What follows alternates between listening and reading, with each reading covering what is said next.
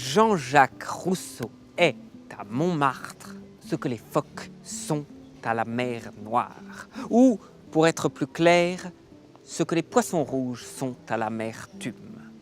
Un bien triste exemple. Aujourd'hui, nous allons suivre les traces qu'a laissé ce monument de la littérature française à Montmartre, son terrain de prédilection après son éviction du palais de Buckingham par Napoléon II le 13 janvier 1863.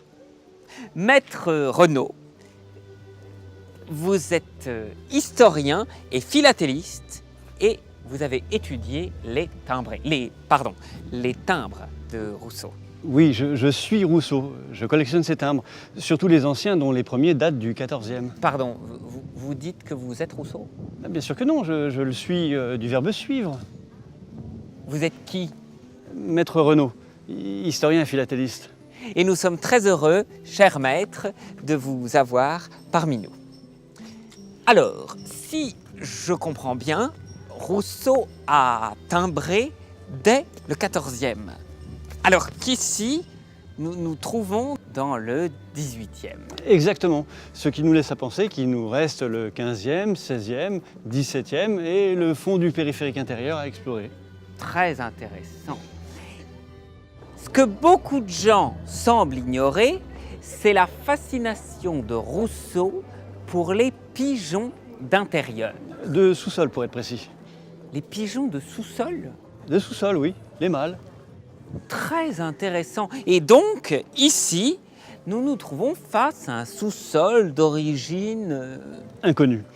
Ce sous-sol a dû être spécialement aménagé juste après l'abolition de mai 68 pour abriter les pigeons bitumards qui venaient se réfugier juste après leur explosion de la rive gauche. Leur expulsion, vous voulez dire? Non, leur explosion. Ils se faisaient exploser. Enfin, c'est une histoire bien documentée pourtant. Il y a cette chanson d'Yves Montand, un petit pétard dans le cul de mon pigeon. Un petit pétard dans le cul de mon pigeon. Et cette chanson de Maurice Chevalier, je ne mettrai plus jamais les ailes à Saint-Germain. Je ne mettrai plus les ailes à Saint-Germain des Prés. Bien sûr, maintenant que vous le dites. Voilà, tout ça fait qu'on a vraisemblablement dû créer ces abris, mais rien n'est moins sûr. Rien n'est moins sûr, effectivement. Merci, Maître Renaud, pour ces éclairages époustouflants.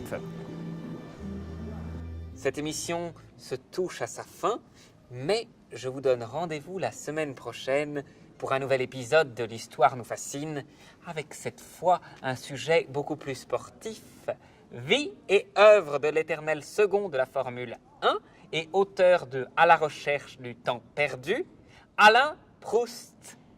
Merci et au revoir.